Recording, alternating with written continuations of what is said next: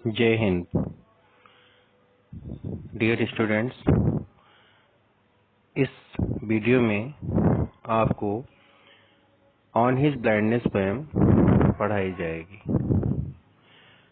On his blindness poem John Milton के द्वारा लिखी गई है।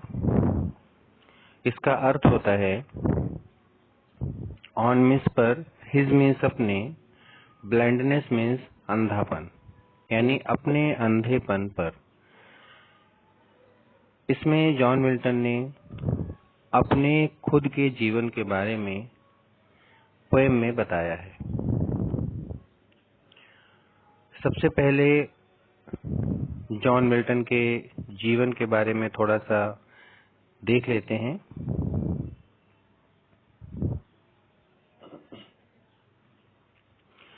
देखते हैं जॉन मिल्टन,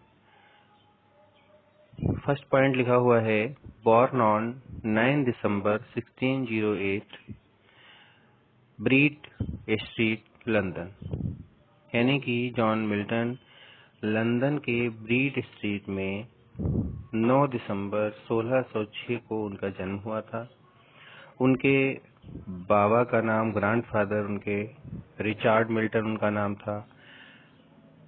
उनके फादर का नाम भी जॉन मिल्टन ही था, यानी जो जॉन मिल्टन का नाम है सेम वही नाम उनके फादर का था।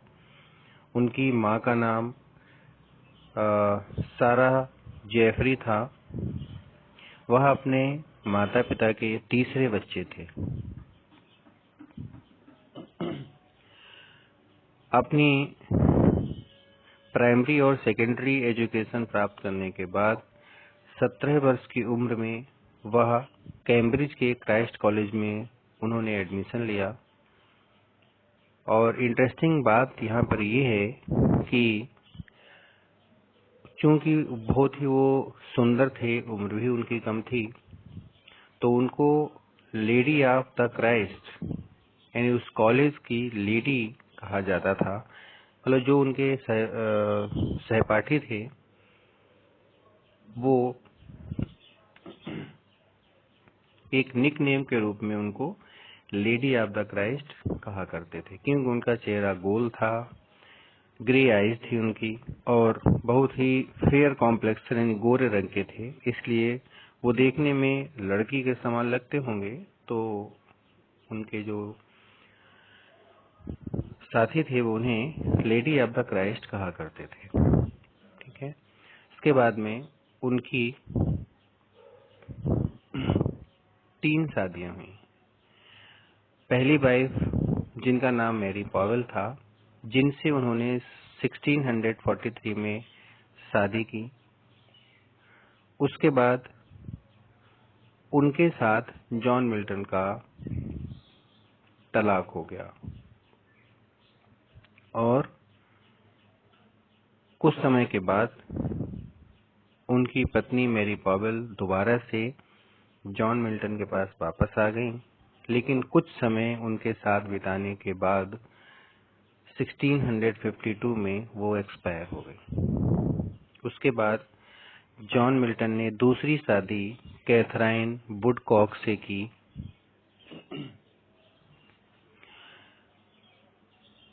1656 में, लेकिन 1658 यानी 2 वर्ष के बाद में ही वह बच्चे के जन्म के समय एक्सपायर हो गई। उसके बाद में जॉन मिल्टन ने तीसरी शादी एलिजाबेथ मिंसुल से की, जो कि 30 इयर्स ओल्ड थी और जॉन मिल्टन से काफी वो उम्र में छोटी थी। इसके बाद में आगे आता है एक दुखद घटना उनके जीवन की रही जॉन मिल्टन के, कि जॉन मिल्टन जब 44 इयर्स के थे, यानी 44 वर्ष से उनकी उम्र थी, तब वो कंप्लीटली ब्लाइंड हो गए थे। डियर स्टूडेंट्स, कहीं कहीं 42 इयर्स भी आपको मिल सकता है, लेकिन 42 इयर्स में वो पूरी तरीके से अंधे नहीं हुए थे। 1650 में उनकी एक आंख की रोशनी गई। उन्होंने आई सर्जन से कांटेक्ट किया। डॉक्टर ने उनसे कहा कि आप पढ़ाई, जो मेहनत वाला काम है, जिसपे आंखों पर जोर पड़ता है, वो काम आपको छोड़ने पड़ेंगे। लेकिन जॉन मिल्टन ने उनकी बात को इग्नोर किया और लगातार अपने वही कार्य में वो लगे रहे। आंखों को उन्होंने रिलैक्स नहीं दिया और इसका रिजल्ट ये हुआ कि 2 साल के बाद, यानी कि 1652 में, वह कंप्लीटली ब्लाइंड हो गए।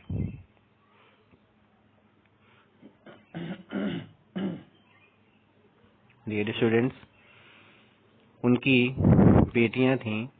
उनकी बेटियों ने बहुत उनकी हेल्प की और उन्होंने शादी भी नहीं की इसलिए कि अपने पिता की हेल्प कर सकें। ठीक है। जॉन मिल्टन ने टोटल 24 सॉनेट्स लिखे हैं। यानी टोटल उनके 24 सॉनेट हैं।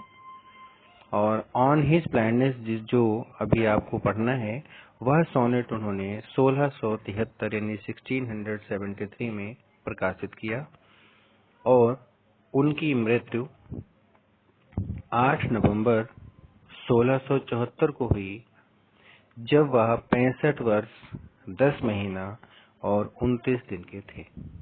ठीक है स्टूडेंट्स, तो ये जॉन मिल्टन का थोड़ा सा एक परिचय हो गया, छोटा सा। अब आगे हम आपको बताते हैं कि ये जो पोएम ऑन हिज ब्लाइंडनेस है, ये सोनेट है।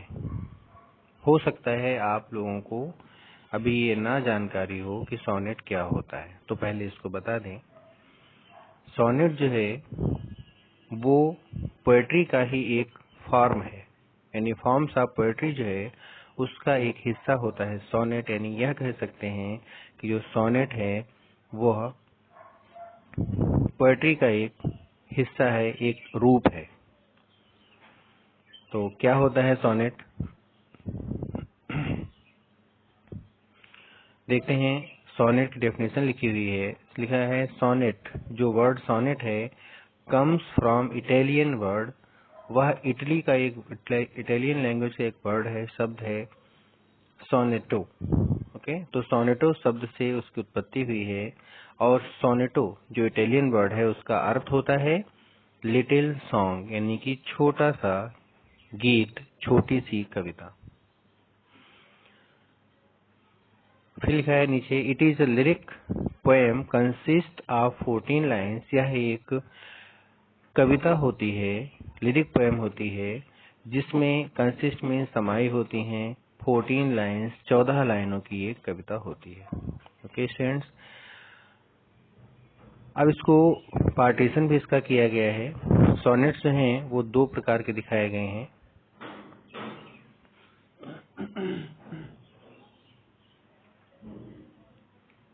मैंने यहाँ पे 2 प्रकार के लिए हैं, और वरना एक थर्ड भी होता है, स्पेंसरियन सोनेट। तो फिलहाल देखते हैं, पहला है शेक्सपियरियन सोनेट, दूसरा है पेट्रार्कन सोनेट। तो चूंकि ऑन हिज ब्लाइंडनेस जो है वो पेट्रार्कन सोनेट है, इसलिए मैं पहले इसको समझा रहा हूँ। पेट्रार्कन सोनेट क्या होता है, इटली के एक पोएट थे जिनका नाम था पेट्रार्क। ओके, तो पेट्रार्क ने जो 14 लाइन की कविताएं थी उनको अलग अलग 2 भागों में बांटा। यानी 14 लाइनों की जो कविता थी उसको उन्होंने 2 भागों में डिवाइड कर दिया। कैसे किया, उसमें उन्होंने क्या किया, जो स्टार्टिंग का पैराग्राफ दिया वह 8 लाइन्स का दे दिया, 8 लाइनों का, और जो बाद वाला पैराग्राफ दिया उसको उन्होंने 6 लाइनों का कर दिया। तो 8 और 6 14 टोटल लाइनें उन्होंने कर दी। तो अगर इसको हम सोनेट की लैंग्वेज में देखें तो जो स्टार्टिंग की 8 लाइन्स थी उनको नाम दे दिया गया ऑक्टेव, और जो लास्ट की 6 लाइनें थी उनको नाम दे दिया गया सेस्टेट। ठीक है, और इसको इटालियन सोनेट भी कहा जाता है, इसलिए क्योंकि इटली के जो पोएट थे पेट्रार्क, उन्होंने ही यह स्ट्रक्चर बनाया था। ठीक है। और जो फर्स्ट दिया गया है शेक्सपियरियन सोनेट, वह उसको इंग्लिश सोनेट भी कहते हैं, और उसमें जो है स्ट्रक्चर पेट्रार्कल सोनेट से चेंज होता है। कैसा होता है देख लें कि उसमें क्वार्टरेंस होते हैं 3, मीन्स 4 लाइनों के 3 स्टैंजा होते हैं। तो 4 3 जा 12, यानी 12 लाइनें वो हो गई। And a couplet, couplet means होता है दोहा, जिसमें कि 2 लाइनें होती हैं। तो 12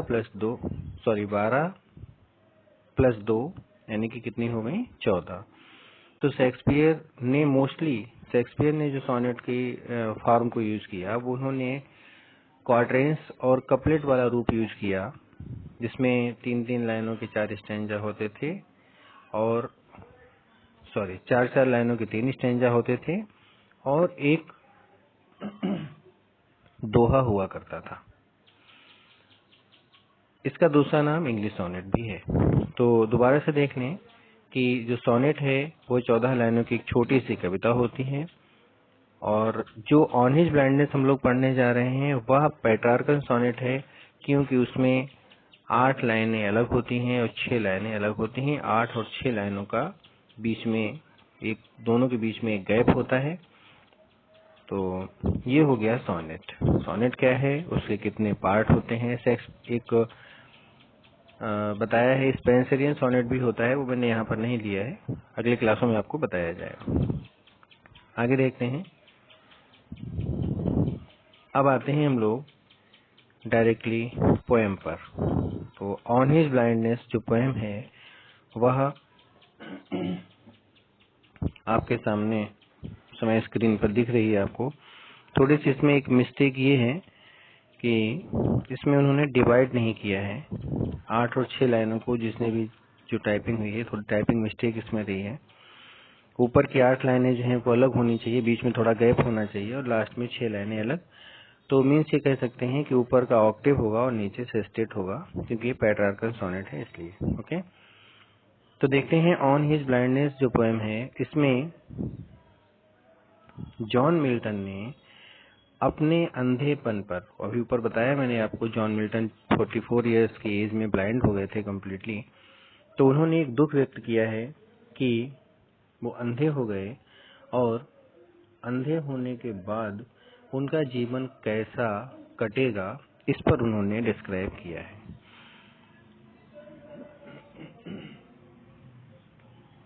ओके, देखते हैं। फर्स्ट लाइन है,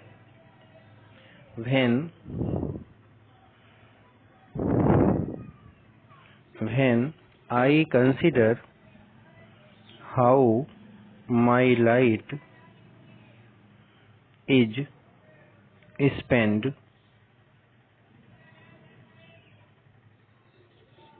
ere half my days in this dark world and wide. Dear students, poet कह रहे हैं when मीन्स जब, I मीन्स मैं, consider मीन्स समझता हूँ या महसूस करता हूँ, how मीन्स कैसे, my light मेरी आंखों की रोशनी यानी कि मेरी नेत्र ज्योति, इज स्पेंट समाप्त हो गई है। खर्च होना का मीन्स समाप्त होना, कि जब मैं ये महसूस करता हूँ, जब मैं ये समझता हूँ कि किस प्रकार से मेरी आंखों की रोशनी समाप्त हो गई है। एर का मीन्स होता है बिफोर, यानी कि पहले।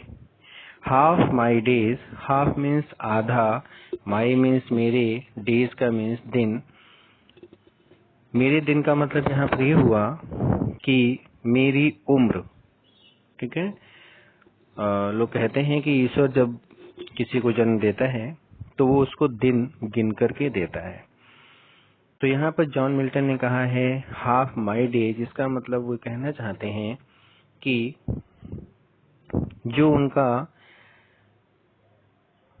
उनकी जितनी उम्र है, यानी कि सपोज दैट वह 90 वर्ष या 100 वर्ष अपनी उम्र मानते टोटल, तो उसका हाफ, तो अगर मान लो 100 हुआ तो उसका हाफ 50 ही हुआ। लेकिन उनकी आंखों की रोशनी चली गई थी 44 इयर्स में।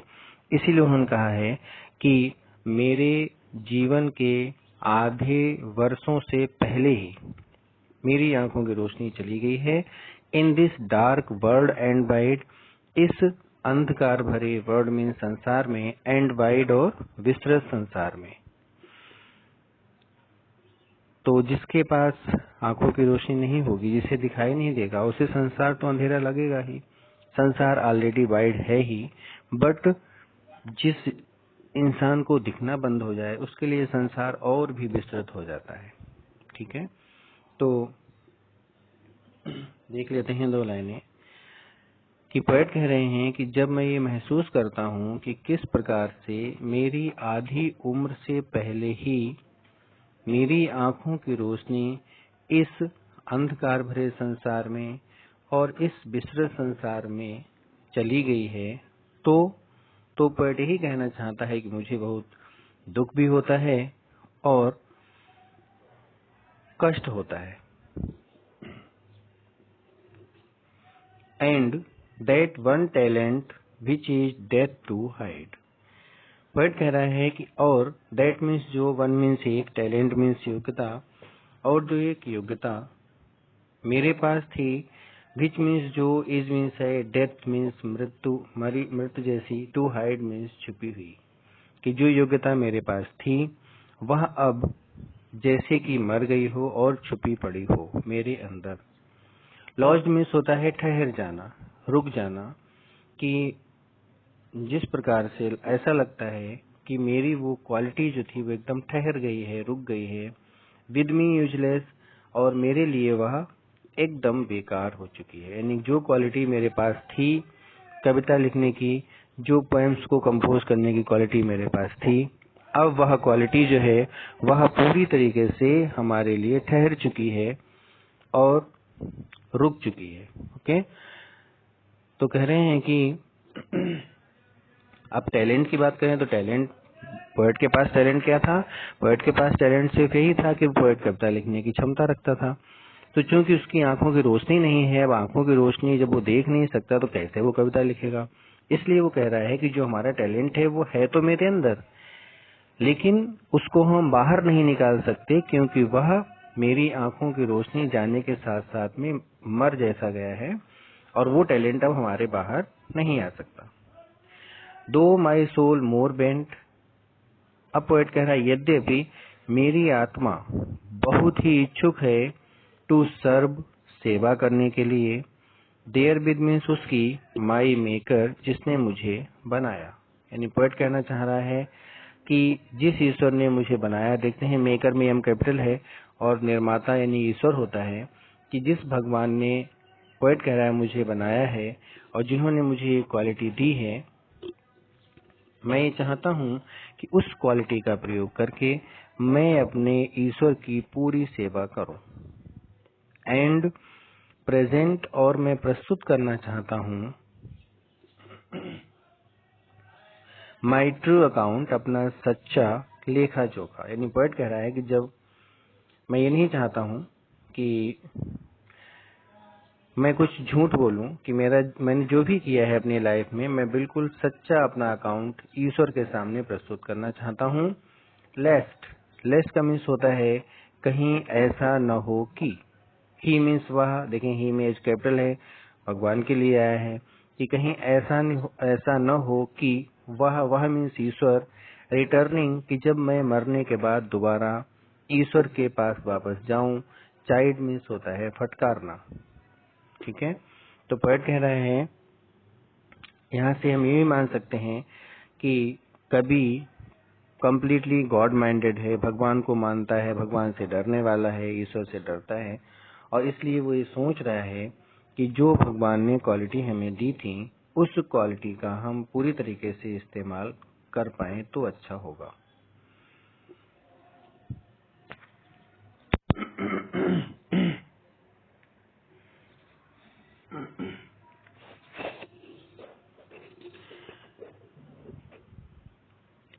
फिर से एक बार इसकी हिंदी देख लेते हैं। पोएट कह रहा है कि जब मैं महसूस करता हूँ कि मेरी आधी उम्र से पहले ही मेरी आंखों की रोशनी इस विश्व संसार में और इस अंधकार भरे संसार में चली गई है तो मुझे बहुत ही कष्ट होता है। और जो एक योग्यता कविता लिखने की मेरे अंदर थी वो अब मरी हुई और छिपी पड़ी है, बिल्कुल ठहर सी गई है, मेरे लिए बेकार हो चुकी है। यद्यपि कभी ये चाह रहा है कि उसकी आत्मा, कभी कह रहा है कि मेरी आत्मा पूरी तरीके से इच्छुक है कि मैं उसकी सेवा करूं जिसने मुझे बनाया, यानी ईश्वर की सेवा करने के लिए कभी पूरी तरीके से तत्पर है। और वह अपना सच्चा लेखा जोखा भी प्रस्तुत करना चाहता है। वो ईश्वर से डरता है कि कहीं ऐसा न हो कि मरने के बाद हम ईश्वर के पास जाएं तो ईश्वर मुझे फटकारे कि जिस कार्य के लिए तुम्हें दुनिया में भेजा गया था तुमने वो कार्य नहीं किया। Doth God exact day labour light denied I fondly ask. अब पोएट कह रहा है, पूछ रहा है, प्रश्न पूछ रहा है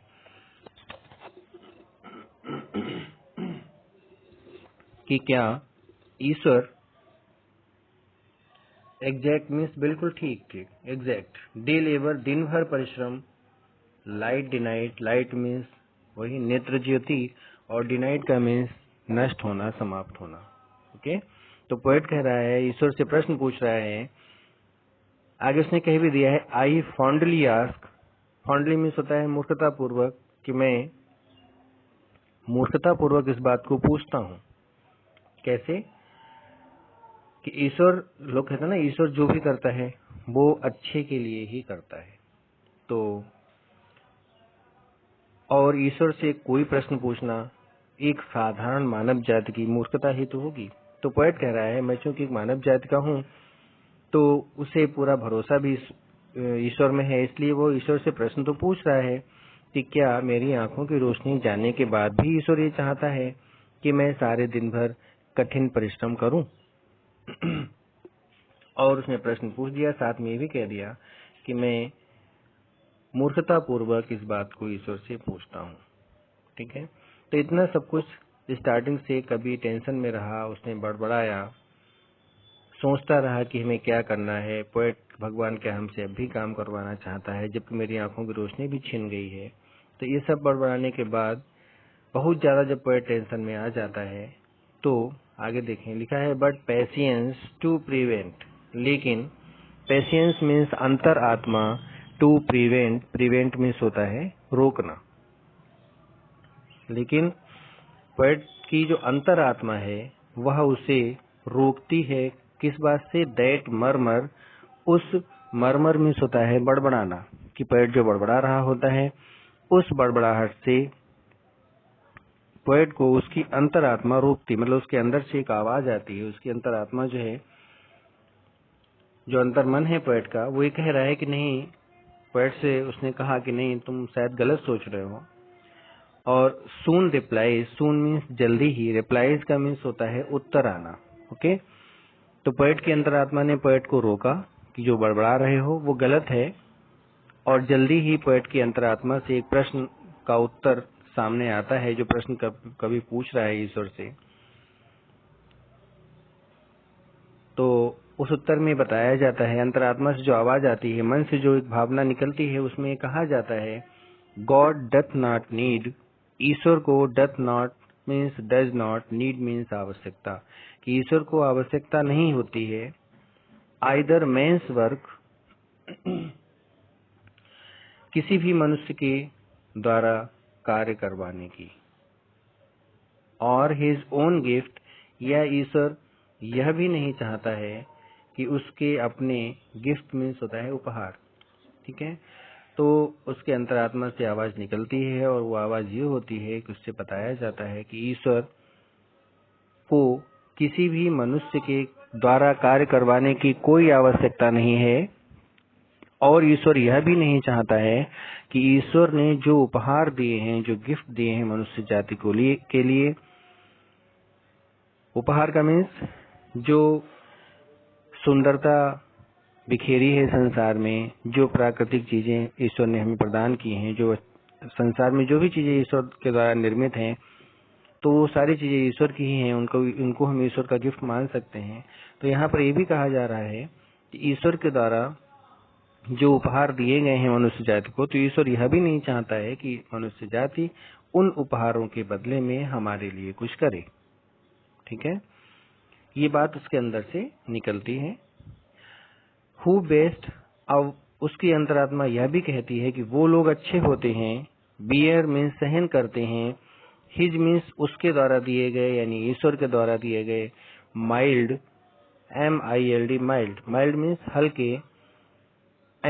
यॉक, यॉक मीन्स भारी कष्ट। ठीक है, हल्के कष्ट और भारी कष्ट, कि वो लोग अच्छे होते हैं जो ईश्वर के द्वारा दिए गए चाहे हल्के कष्ट हों चाहे भारी कष्ट हों, दोनों को सहन कर लेते हैं। दे सर्व हिम बेस्ट, और वही उसकी सबसे अच्छी सेवा करते हैं। यानी कि जो ईश्वर के द्वारा दिए गए चाहे प्रसन्नताएं हों चाहे कष्ट हों, सभी को आसानी से सहन कर लेते हैं, वही ईश्वर की सबसे अच्छी सेवा करते हैं। ठीक है, एक बार दोबारा से देखते हैं इस स्टैंजा को। बट पेशेंस से इसकी हिंदी देख लें कि लेकिन जो कवि का धैर्य होता है, अंतरात्मा होती है, वो उसे रोकती है उस बड़बड़ाहट से, और जल्दी ही कवि के अंदर से एक उत्तर निकलता है कि ईश्वर को मानव जाति के द्वारा करवाए गए किसी कार्य की आवश्यकता नहीं है, और ईश्वर यह भी नहीं चाहता है कि जो वरदान, जो उपहार ईश्वर ने मनुष्य जाति को प्रदान किए हैं, उनके बदले में मनुष्य जाति ईश्वर के लिए कुछ करे।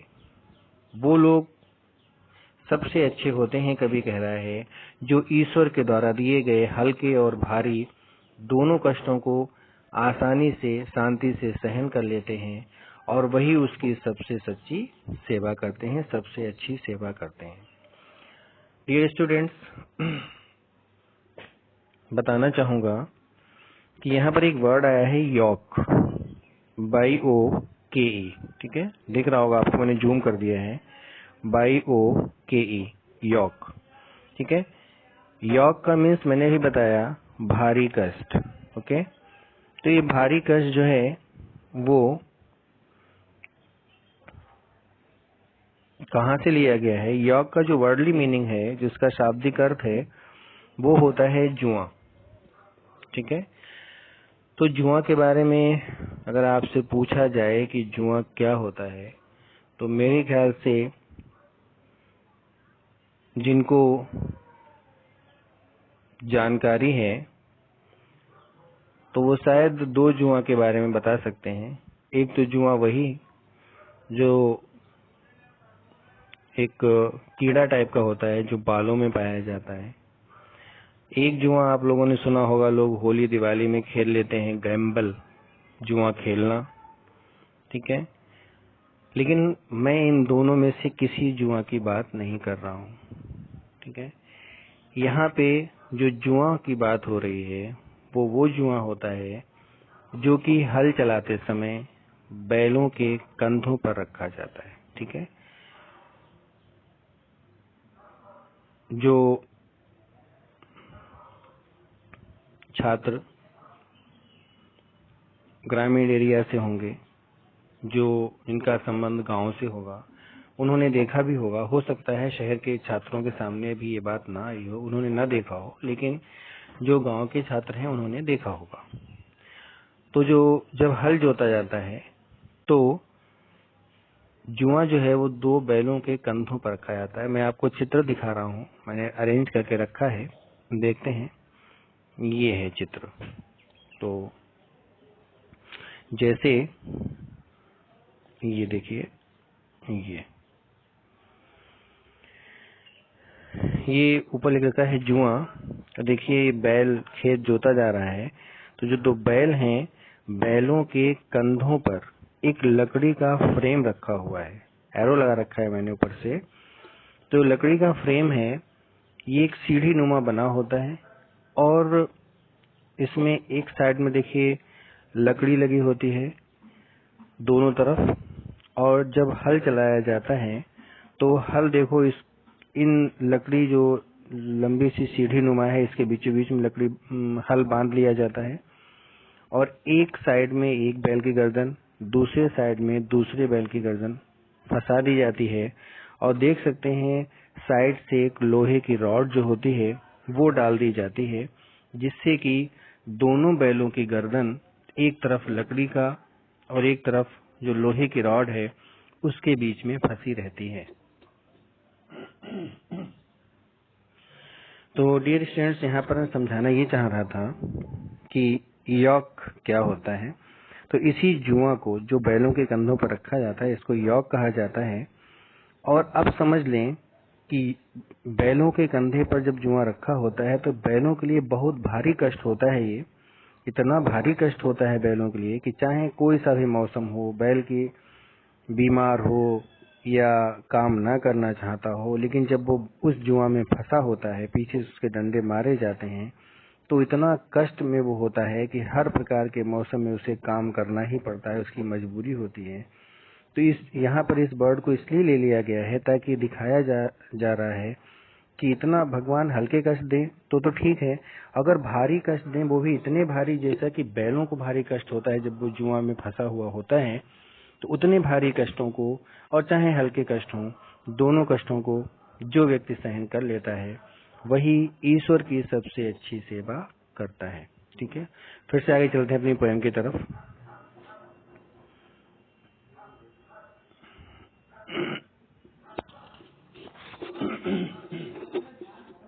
लास्ट स्टैंजा है पोएट बता रहा है लास्ट स्टैंजा में, और देखा जाए तो ये एक्सप्लेन के लिए डियर स्टूडेंट सबसे इम्पोर्टेंट है। बोर्ड एग्जाम में बहुत बार ये आया है एक्सप्लेन के लिए। His state is kingly.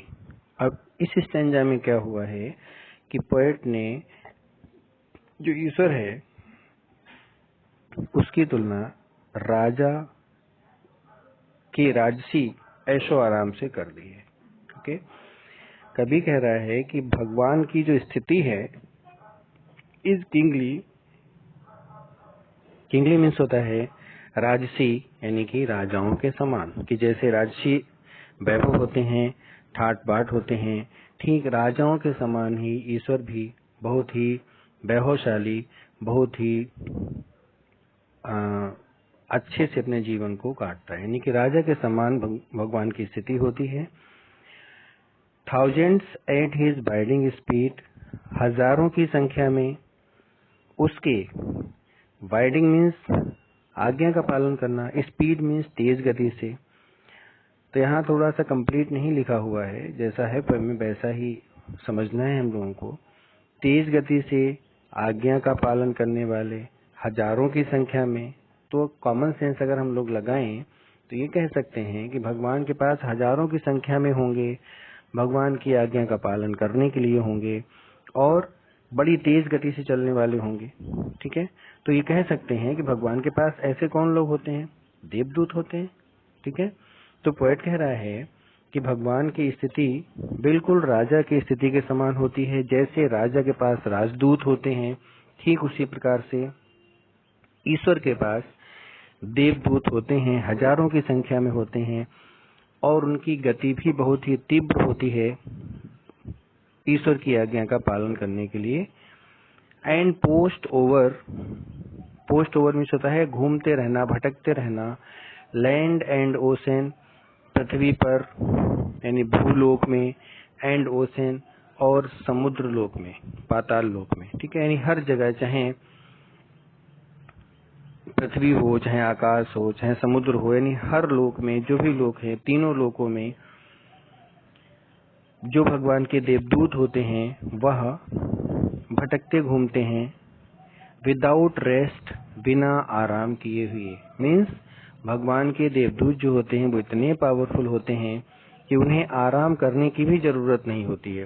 राजा के राजदूत तो काम करते करते थक सकते हैं, उनको आराम भी चाहिए हो सकता है, लेकिन भगवान के जो देवदूत होते हैं वो कभी थकते भी नहीं हैं। बस सिर्फ वो इंतजार करते हैं कि जैसे ही उनका ईश्वर उन्हें कोई आज्ञा दे, वो तुरंत बिना थके हुए, बिना आराम किए हुए ईश्वर की आज्ञा का पालन करने के लिए तत्पर रहते हैं, तैयार रहते हैं।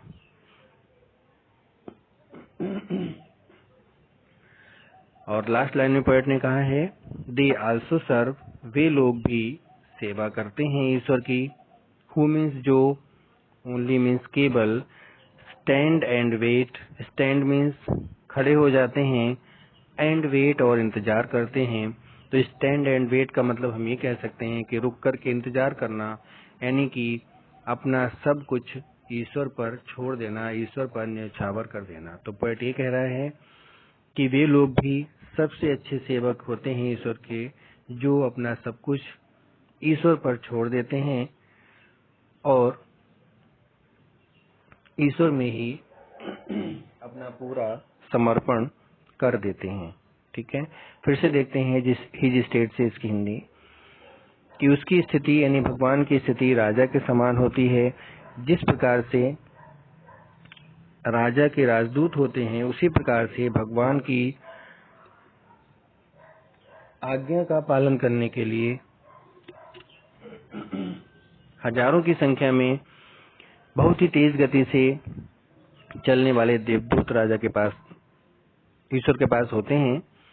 और वे देवदूत तीनों लोकों में, यानी कि आकाश लोक में, पाताल लोक में, भूलोक में, यानी हर जगह वो विद्यमान रहते हैं और बिना आराम किए हुए वो ईश्वर की आज्ञा का पालन करने के लिए तैयार रहते हैं। और वे लोग भी सबसे अच्छे सेवक होते हैं भगवान के, जो अपना सब कुछ भगवान पर छोड़ देते हैं। यानी पोएट इतना टेंशन में रहा, सोचता रहा कि कैसे वो अपनी टैलेंट का यूज करेगा, लेकिन जब उसकी टेंशन ज्यादा बढ़ गई तो उसकी अंतरात्मा ने ही उसे जवाब दे दिया कि ईश्वर को किसी के कार्य की आवश्यकता नहीं है। ईश्वर सर्वशक्तिशाली है, उसके पास सारी सुविधाएं हैं, वो किसी की सहायता नहीं चाहता है। और इसलिए पोएट को लगा कि अपना पूरी तरीके से समर्पण कर देना, उसके अंदर एक विश्वास जागृत हो गया ईश्वर के प्रति कि ईश्वर ने जो भी किया है वो ठीक किया है। फिर उसने अपने अंधेपन को स्वीकार कर लिया और दोबारा से अपने कार्य में मेहनत से लग गया। तो ये थी ऑन हिज ब्लाइंडनेस, और विश्वास है आप लोगों को समझ में आई होगी। और अब इसका अगला वीडियो आपके सामने आएगा, तब तक के लिए आप इसको ध्यान से पढ़ें। जय हिंद, वंदे मातरम।